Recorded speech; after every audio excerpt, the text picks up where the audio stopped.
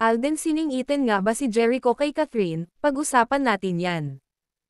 Pero bago ang lahat, kung di ka pa nakasubscribe sa ating channel ay huwag kalimutan mag-subscribe para lagi kang updated sa latest chika. Dahil sa pagiging visible ni Jericho Rosales sa mga ganap ni Catherine Bernardo, naintrigang nililigawan na niya ang aktres. May mga nagsasabi namang ang kanilang closeness ay preparasyon sa proyektong kanilang pagsasamahan. Pero pagkatapos na mapabalita namang almost sealed deal na ang reunion movie ni na Catherine at Alden Richards sa sequel ng Hello, Love, Goodbye, nag-iba naman ang ihip ng hangin. In the news naman ngayon ang Katden.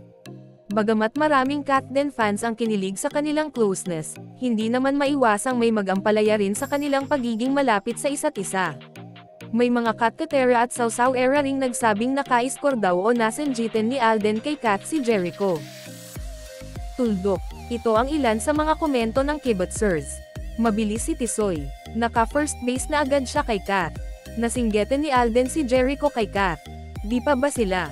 Sobrang yakap naman ni Alden. Di naman ganyan sa ibang babae yan.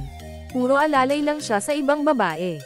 Wala pa bang aaminin? Kung ako si DJ, iiyak ako ng dugo.